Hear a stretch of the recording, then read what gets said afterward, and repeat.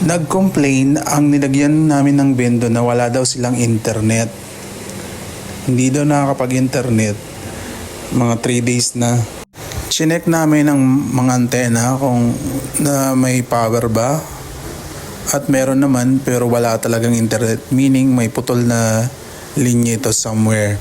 By the way, itong bahay pala na kinabitan namin ay more than 100 meters ang layo galing sa source or galing sa main internet namin. Kaya ginamitan namin ito ng POE extender. Yan yung nakikita nyo sa screen.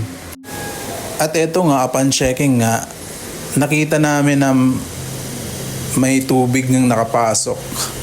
Kaya hindi tumatagos ang internet sa kanila. Yan o, may tubig na, nalagyan ng tubig sa kakaulan siguro yan at nabasa siya. No choice but to crimp again the UTP cable. Pagkatapos makrimp, tinesting agad namin to sa aming antena kung gumagana ba. At nang tinesting namin, hindi pa rin ito gumagana. Meaning may putol pa ito somewhere na hindi namin alam. After ilang minutes, nakita rin na namin yung putol at dito namin tinerminate ulit. At saka dito na rin namin lagyan ng antena. Galing dito, naglatag na naman kami ng panibagong wire papunta sa vendo na kinabitan namin at yun na yung bagong linya. Meron namang LAN port yung Comfast na AP natin, so doon kami nag-top.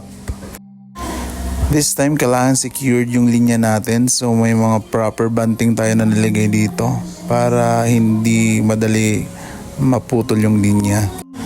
At ayun, nakarating na kami dito sa bahay ng kinabitan namin ng vendo. Dito tinest namin na isaksak yung bagong linya sa network switch. Dapat umiilaw to.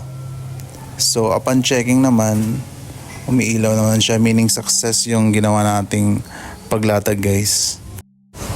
At nag-speed test tayo dito sa vendo. At ayun, meron na siyang internet.